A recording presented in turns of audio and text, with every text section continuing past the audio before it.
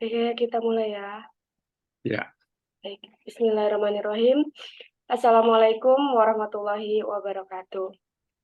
Alhamdulillah, salam. rabbil alamin, wa bihi nasta'in ala umuri dunya waddin, wassalatu wassalamu ala asyrofil anbiya'i wal mursalin, sayyidina wa maulana Muhammadin wa ala alihi wa sahbihi ajma'in amma ba'd.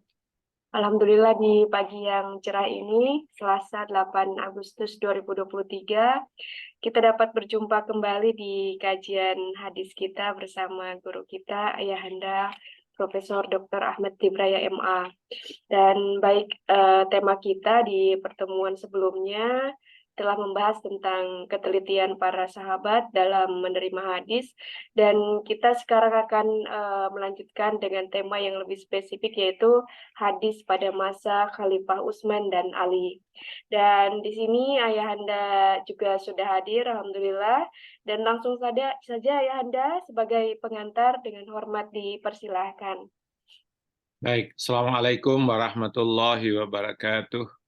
Waalaikumsalam warahmatullahi wabarakatuh. Alhamdulillahirabbil alamin wa bihi nasta'inu ala umuri dunya waddin.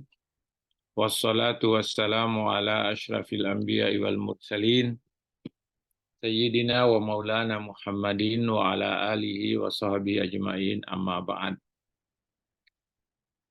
Para pendengar, para penonton, peserta didik, peserta kajian yang saya muliakan, pertama-tama syukur alhamdulillah kita panjatkan kehadirat Allah Subhanahu wa taala bahwa pada hari ini kita dapat hadir kembali dalam kajian hadis kita pada pagi hari ini.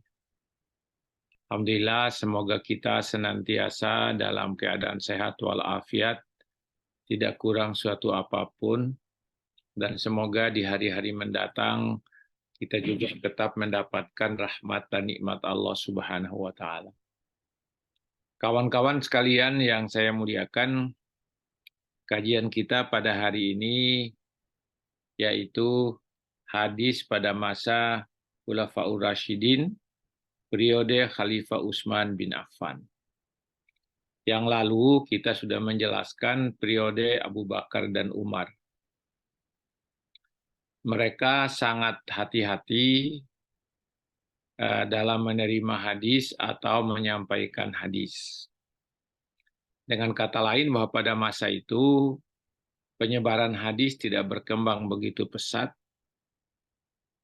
karena mereka memang mensyaratkan syarat-syarat tertentu untuk menerima riwayat atau menyampaikan riwayat. Bagaimana halnya pada masa Utsman bin Affan dan Ali bin Abi Thalib? Pada masa ini juga sebenarnya hampir sama dengan pada masa Abu Bakar dan Umar, tetapi pada masa ini sudah mulai muncul adanya hadis-hadis yang dibuat atau hadis-hadis Nabi yang dikemukakan oleh para sahabat untuk mendukung pandangan-pandangan politik. Maka mulai pada saat ini mereka sudah mulai mencari hadis, yang mana yang sebenarnya hadis, yang mana yang sebenarnya bukan hadis. Karena pada masa ini boleh jadi ada penerimaan hadis yang sebenarnya dibuat-buat, sudah mulai ini ada tanda-tanda, dibuat oleh mereka hadis, padahal boleh jadi bukan hadis.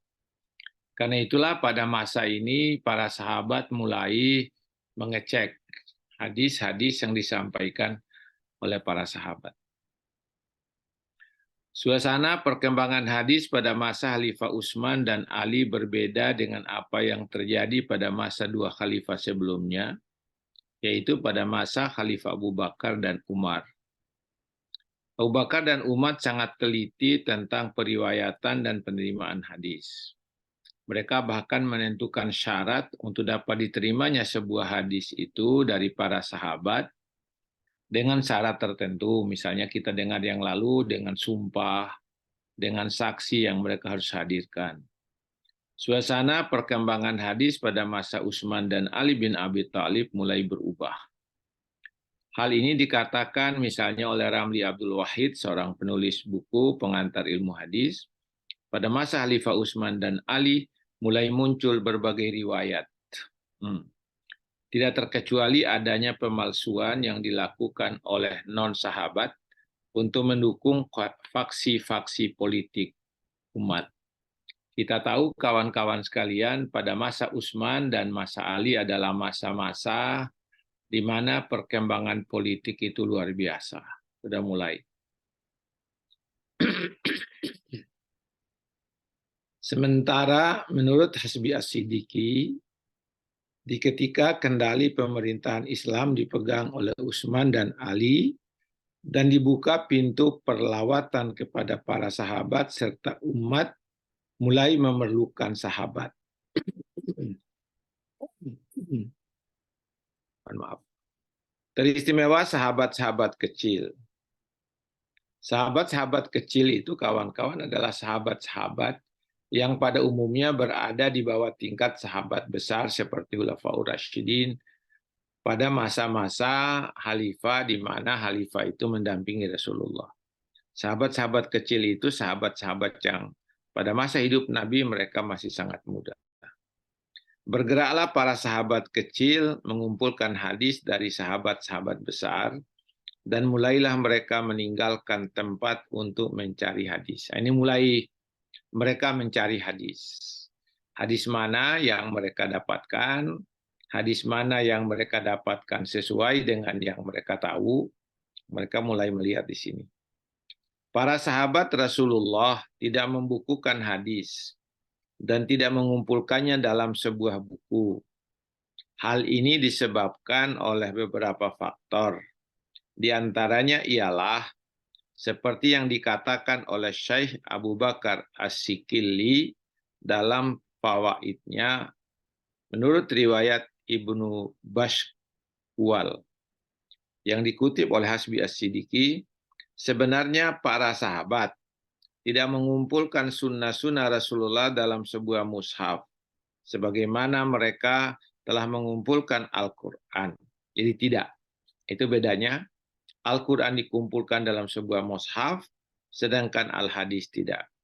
Hal ini disebabkan antara lain, disebabkan dalam sebuah mushaf sebagaimana mereka telah mengumpulkan Al-Quran. Hal ini disebabkan karena sunnah-sunnah telah tersebar di dalam masyarakat dan juga tersembunyi di dalam hafalan-hafalan mereka. Karena itu ahli-ahli sunnah menyerahkan urusan penukilan hadis, penulisan hadis itu kepada hafalan-hafalan mereka saja. Tidak seperti Al-Quran yang tidak mereka serahkan penukilannya kepada yang demikian. Ini kawan-kawan sekalian salah satu faktor yang menyebabkan tidak dituliskannya hadis dalam sebuah buku. Hal lain yang menyebabkan tidak dimasukkannya di dalam mushaf karena hafalan-hafalan sunnah tidak terjaga dari lebih dan kurang. Jadi kemarin kita sudah jelaskan ada hadis yang disampaikan secara lafzi, ada hadis yang disampaikan secara maknawi. Berarti secara lafzi, secara maknawi sudah mulai berbeda. Sementara Al-Quran tidak boleh ada lafzi dan maknawi. Pendeknya, apapun teks yang berasal dari Rasulullah, yang diterimanya dari Jibril, dan Jibril menerima dari Allah, tidak akan pernah ada yang mengubahnya, walaupun dalam bentuk makna maupun lafzi. Lafadznya dari dulu sekian, demikian modelnya, maka dari dulu tidak akan ada perubahan sampai pada hari ini. Nah, ini faktor-faktor yang ketiga. Hal lain yang menyebabkan tidak dimasukkannya ke dalam mushaf karena lafal-lafal sunnah tidak terjaga lebih dan kurangnya tadi. Hadis ada yang diriwayatkan secara lafzi dan ada pula yang diriwayatkan secara maknawi. Ini contohnya kita sudah ditunjukkan kemarin. Dengan begitu maka teksnya bisa berbeda. Hal ini berbeda dengan kondisi Al-Quran yang tetap terjaga lafal-lafalnya sesuai dengan yang diterima oleh Rasulullah dari malaikat Jibril, dan yang diterima oleh para sahabat dari Rasulullah. Faktor yang ketiga adalah bahwa para sahabat bersatu padu dalam mengumpulkan Al-Quran.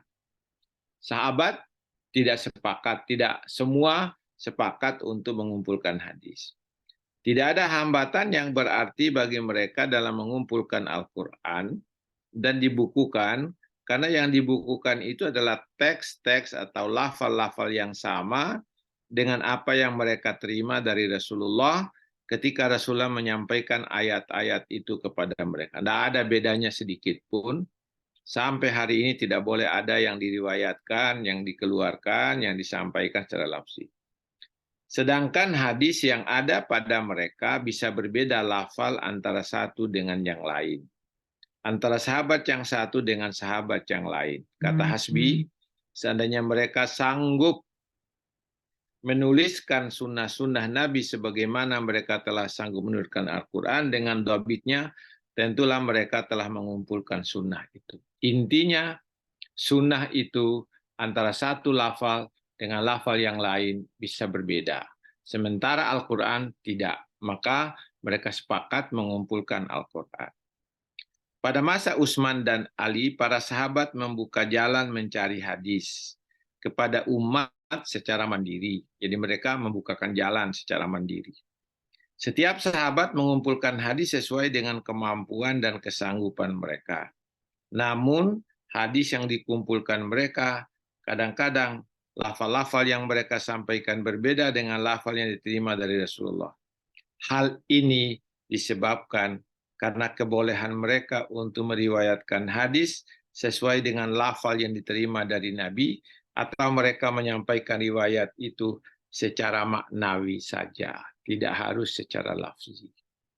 Ini kawan-kawan sekalian, kondisi hadis pada masa Utsman bin Affan dan Ali bin Abi Thalib.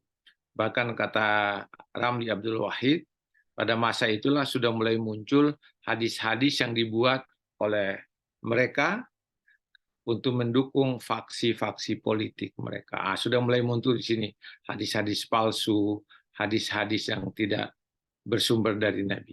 Oke, saya kira itu pengantar. Nadia. Baik, terima kasih Ayahanda. Demikian Bapak Ibu pengantar dari Ayahanda kita tadi tentang hadis-hadis pada masa sahabat Utsman dan Ali.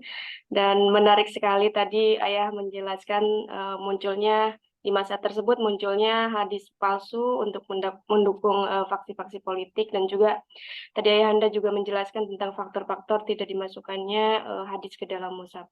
Dan disilakan Bapak Ibu, seperti biasa kita memiliki waktu sekitar 20 menit insya Allah untuk bisa berdiskusi dengan Ayahanda kita dan mendapat lebih banyak ilmu dari Ayahanda kita melalui diskusi kita. Disilakan Pak Sofian, mikrofonnya sudah terbuka. Disilakan Pak.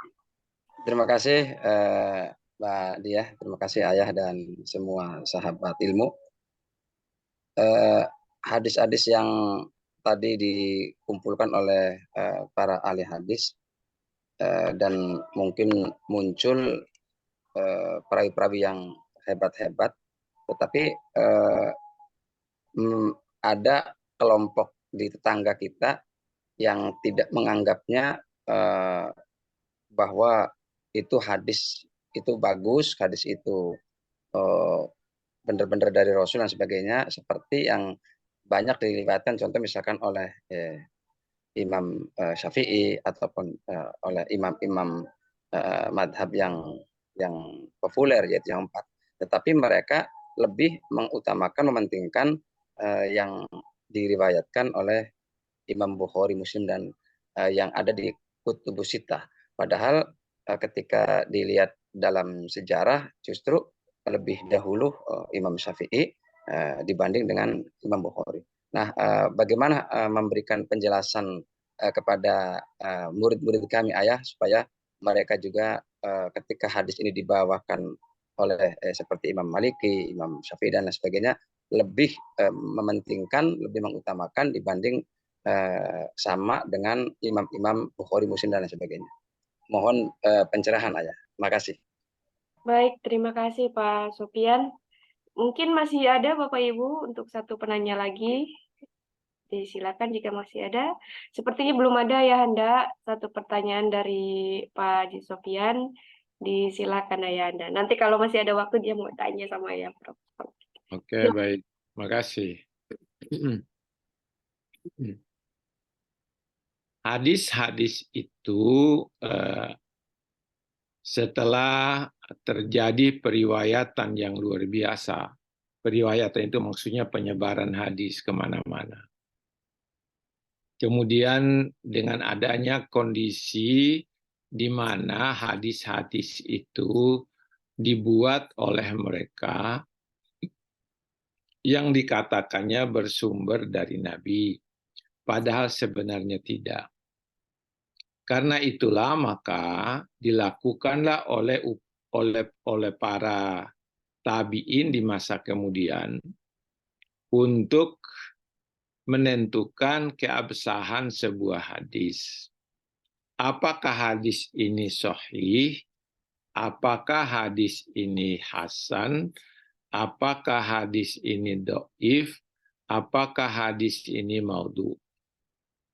Nah, mengapa mereka menentukan peringkat-peringkat hadis itu untuk mengetahui mana sebenarnya hadis yang disampaikan oleh orang-orang yang diyakini hafalannya kuat, ingatannya kuat, kejujurannya kuat, dan mana sebenarnya hadis-hadis itu yang diriwayatkan, tetapi hadis itu pada hakikatnya tidak bersumber dari Nabi.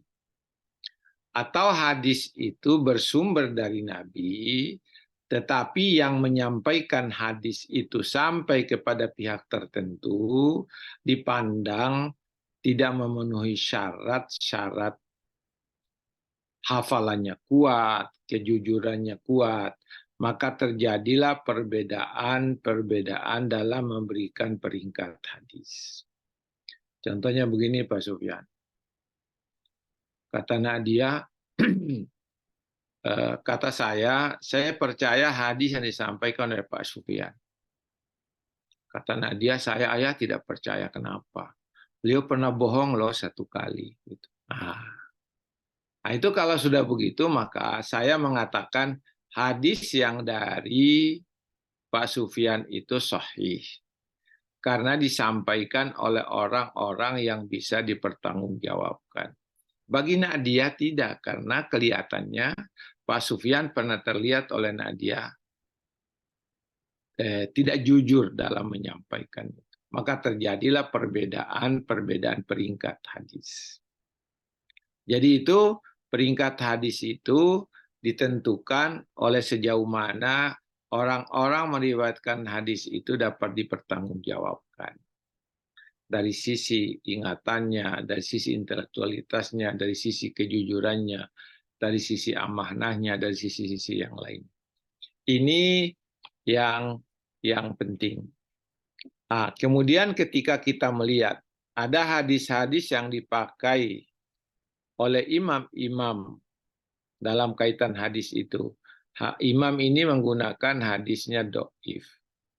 Imam ini menggunakan hadis yang ini. Itu tadi, perbedaan itu boleh jadi perbedaan karena perbedaan melihat seorang perawi hadis di dalam meriwayatkan hadis. Nah, karena itu periwayatan seleksi hadis itu sangat ketat. Imam Bukhari lebih ketat lagi, kemudian Imam Muslim sedikit longgar, imam-imam yang lain, misalnya At-Tirmizi, An-Nasai, Ibnu Majah, itu juga punya kriteria sendiri yang berbeda dengan kriteria yang lain. Tidak berarti, kata para ulama, semua hadis riwayat Al-Bukhari itu sahih semua. Ada yang tidak. Nah, itu terjadi perbedaan-perbedaan dalam menilai derajat hadis. Karena itu, maka kalau saya melihatnya, hadis itu perlu dilihat secara peringkat. Sahih, hasan, dhaif, dan maudhu. Dari sisi itu. Sekarang, bagaimana pengamalan hadis-hadis itu? Ulama juga berbeda pendapat. Pengamalan hadis sahih diyakini itu tiada keraguan lagi. Tapi ada yang mengatakan ada hadis sahih dari sisi itu, tapi tidak praktis pengamalannya. Ada hadis hasan yang lebih banyak diamalkan orang. Mungkin karena hadis itu begitu sangat nampak dalam realita kehidupan. Hadis doif juga begitu. Tetapi kedoifannya itu dilihat dari sisi, ya, saya beri contoh, itu utlubul ilma walau bisin. Carilah ilmu walaupun di negeri Cina. Banyak ulama mengatakan itu bukan hadis. Ada yang mengatakan hadisnya doif. Nah sekarang, apakah di dalam teks hadis itu tidak ada dorongan bagi kita untuk mencari ilmu walaupun di tempat yang jauh? Yang kedua, apakah tidak ada roh dari hadis itu yang menyatakan bahwa kita boleh saja menerima ilmu dari siapa saja, termasuk mereka yang tidak beragama sekalipun? Jadi banyak faktor yang bisa menyebabkan terjadi perbedaan-perbedaan. Tapi para ulama hampir sepakat menyatakan bahwa hadis doif tidak bisa dijadikan dasar dalam soal keimanan, kata mereka, tapi hadis sahih harus dijadikan dasar untuk soal-soal keimanan. Hadis-hadis doif bisa digunakan dalam fadhailul a'mal, untuk keutamaan-keutamaan amal saja. Oke, saya kira itu Nadia. Baik, terima kasih Ayahanda pencerahannya. Kita masih memiliki beberapa menit, insya Allah, dan disilakan Bapak Ibu jika masih ada yang ingin berdiskusi. Ada Bunda Asmi, Bunda Irma, ada Pak Saprudin juga, ada Bunda Maulida, dan Bunda Epi. Disilakan, jika belum ada mungkin dia aja ada ya. Oke, dia sudah. Ya. Ya, tadi kan Ayahanda sebutkan bahwa ada muncul hadis palsu ya. Dan itu untuk mendukung faksi politik. Kalau boleh tahu ya lebih spesifiknya tentang apa hadis tersebut dan siapa yang apa namanya yang membuatnya itu Ayah. Mohon pencerahannya. Oke, baik. Nah, ini karena Nadia biasa kecimpung di politik, Nah, maka mau dicari tahu hadis mana. Jadi begini Nadia, pengen tahu ya. hadis itu menjadi maudhu. Karena apa?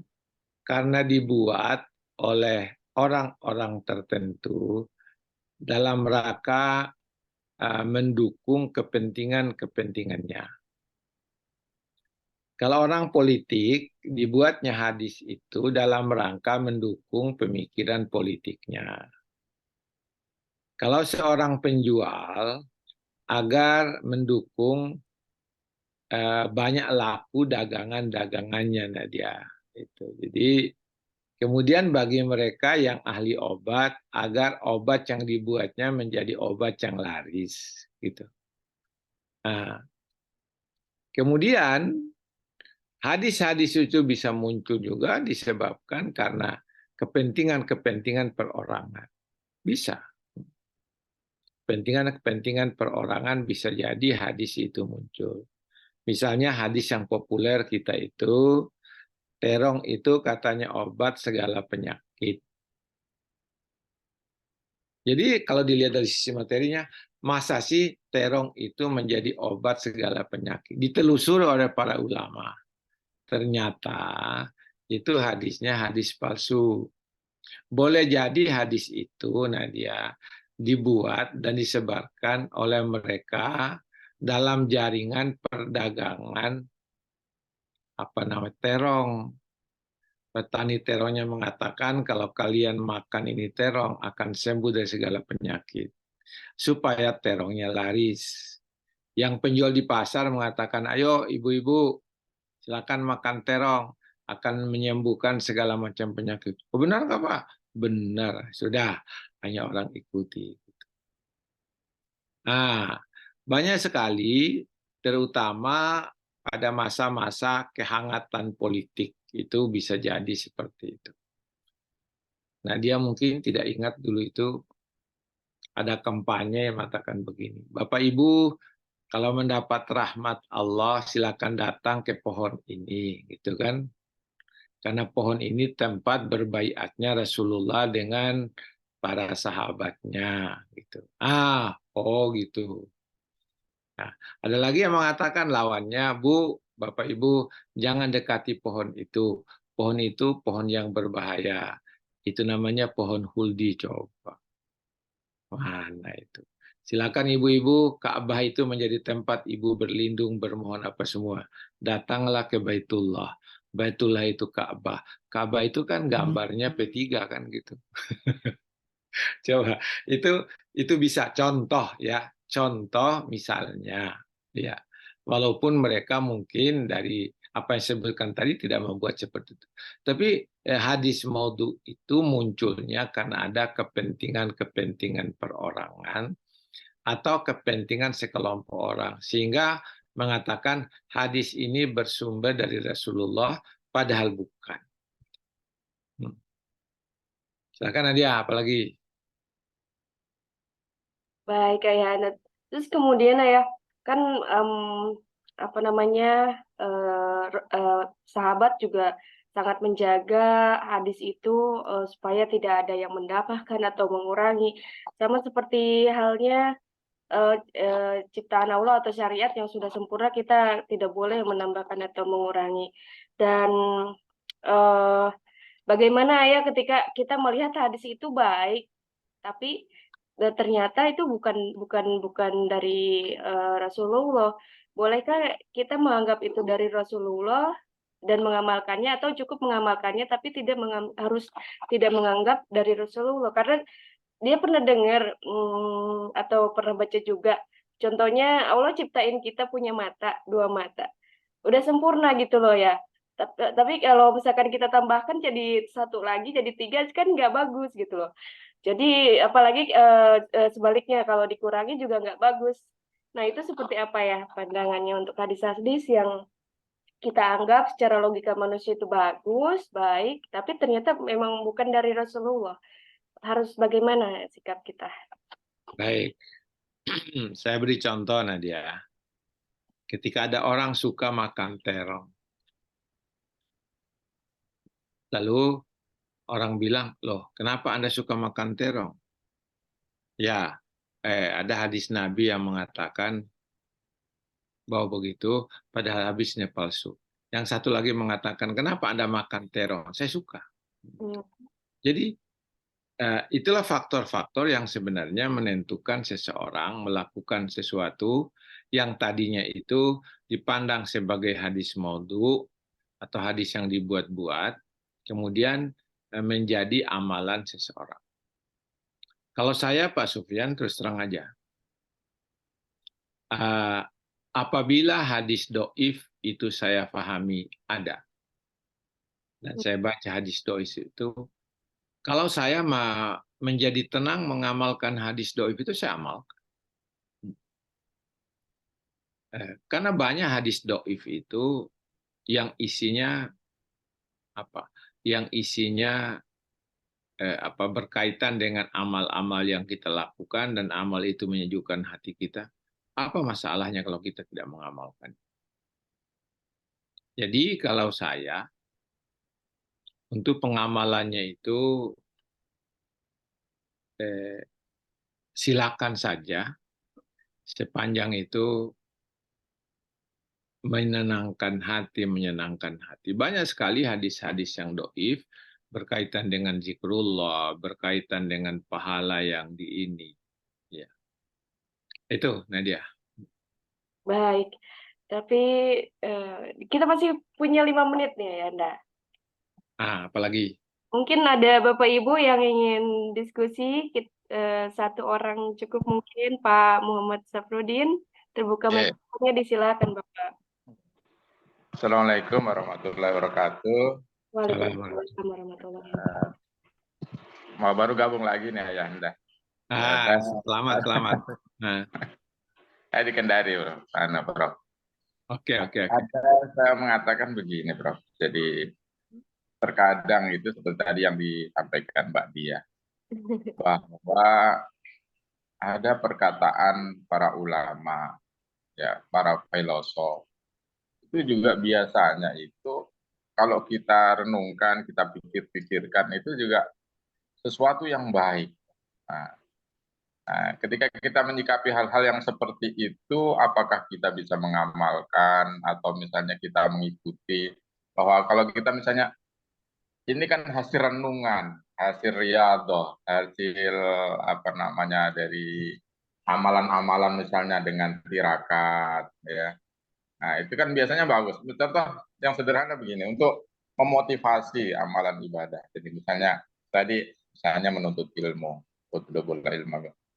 Misalnya utlubul ilmi walau bisin apa ya tadi yang disebutkan Mbak Dia. Nah, Utlubul ilmu walaupun di nah, kemudian juga ada ungkapannya dulu itu ya Kiai Hasyim Asy'ari misalnya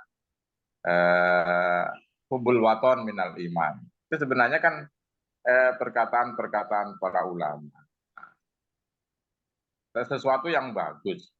Kalau misalnya kita ya, sama orang-orang awam biasa seperti yang dijelaskan hadis Nabi ya, ya.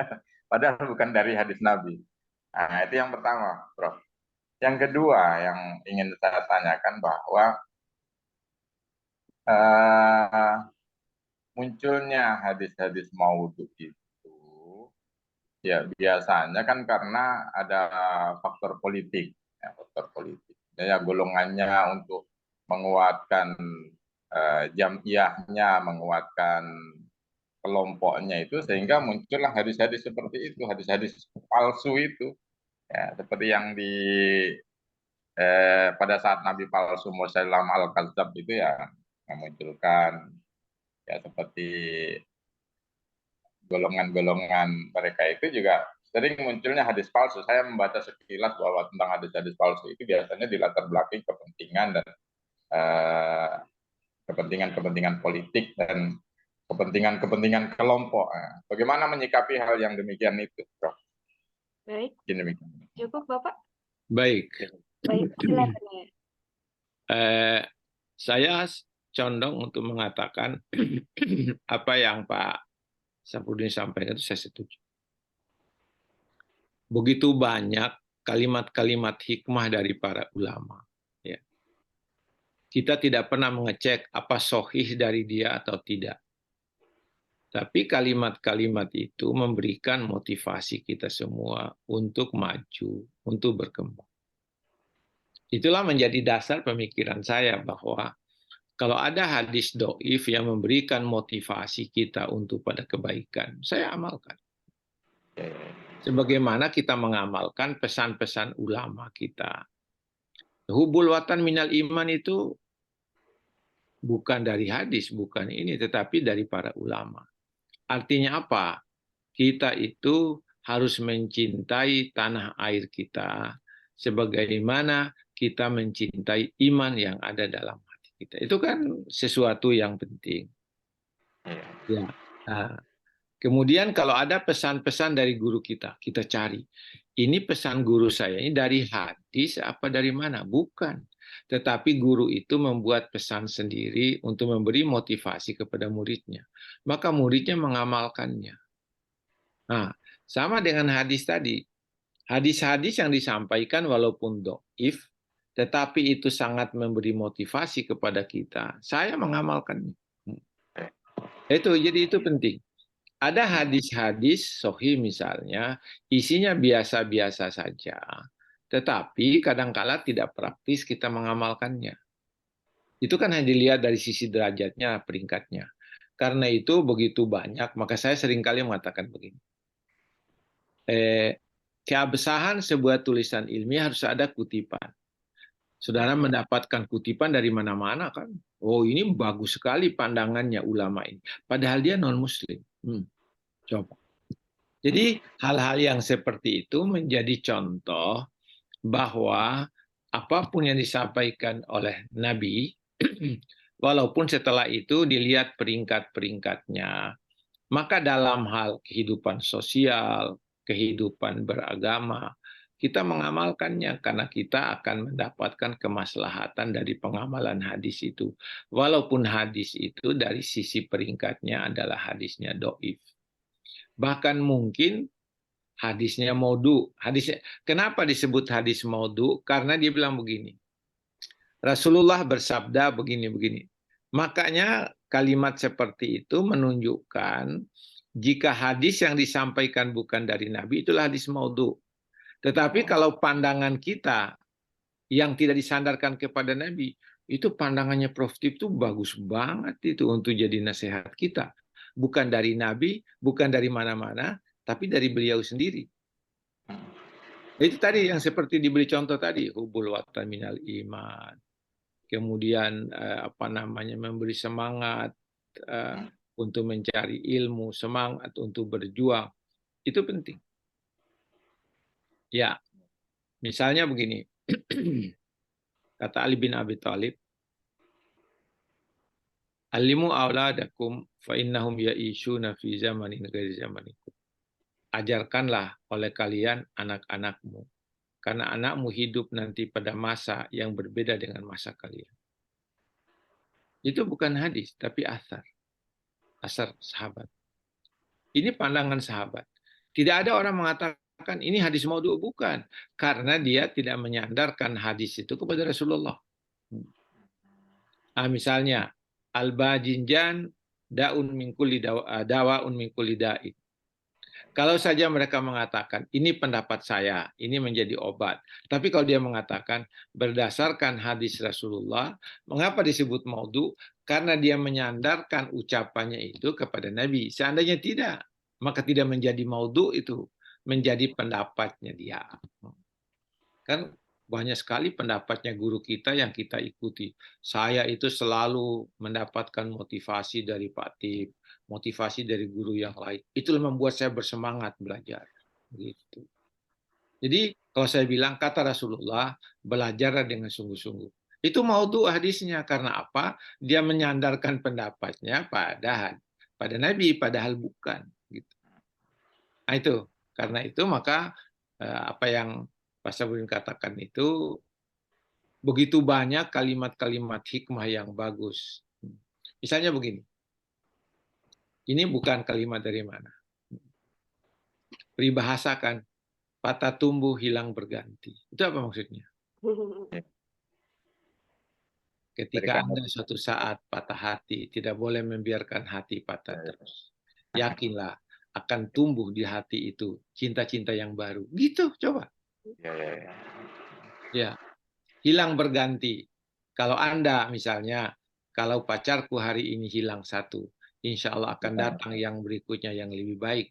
Itu bukan hadis, tetapi pandangan-pandangan orang yang memotivasi kepada kita agar kita menghadapi suasana hidup dengan penuh kepasrahan. Gitu, coba enakan. Oke deh, Anadia. Oke, waktu kita habis, sudah lewat 3 menit. Iya, baik ya Anda. Apakah cukup Pak atau ada? Saya kira cukup. Kesimpulannya bahwa masa Khulafaur Rasyidin hadis itu tidak banyak diriwayatkan. Tetapi di akhir masa Khulafaur Rasyidin mulailah ada hadis-hadis yang dibuat untuk mendukung faksi-faksi politik. Karena itu pula lama, maka mereka pada waktu itu mulai mencari hadis. Mana sebenarnya hadis yang dari Nabi, mana yang menjadi hadis bukan dari Nabi. Nah, itu. Oke, saya kira cukup sekian. Insya Allah kita ketemu lagi nanti pada hari Selasa depan. Insya Allah, walaupun waktu kita hanya 40 menit, 30 menit, tetapi menurut saya yang penting keseringan itu menjadi lebih baik daripada waktu yang lama.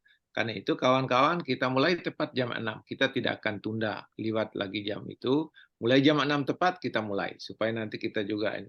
Kenapa Nadia? Kita juga banyak kegiatan yang lain. Ya. Oke, saya kira itu lebih dan kurangnya mohon dimaafkan. Billahi fi sabilil haq. Wallahul muwaffiq ila aqwamit thoriq. Wassalamualaikum warahmatullahi wabarakatuh. Waalaikumsalam warahmatullahi wabarakatuh. Bapak Ibu, akhirnya waktu juga yang memisahkan kita. Demikian kajian kita di kesempatan hari ini. Singkat namun semoga dapat kita pahami dan bermanfaat untuk kita semua. Dan tak lupa kami ucapkan terima kasih kepada Ayahanda Profesor Dr. Ahmad Ibraya MA atas waktu serta ilmu yang diberikan di hari ini, dan juga terima kasih kepada Bapak Ibu yang telah hadir. Mohon maaf atas segala kekurangan dan kesalahan. Sampai jumpa di hari Selasa berikutnya. Subhanaka Allahumma wa bihamdika asyhadu an la ilaha illa anta astaghfiruka wa atubu ilaik. Billahi taufiq wal hidayah. Wassalamualaikum warahmatullahi wabarakatuh. Assalamualaikum warahmatullahi Assalamualaikum warahmatullahi wabarakatuh. Ya, stop dulu recordingnya ya. wabarakatuh.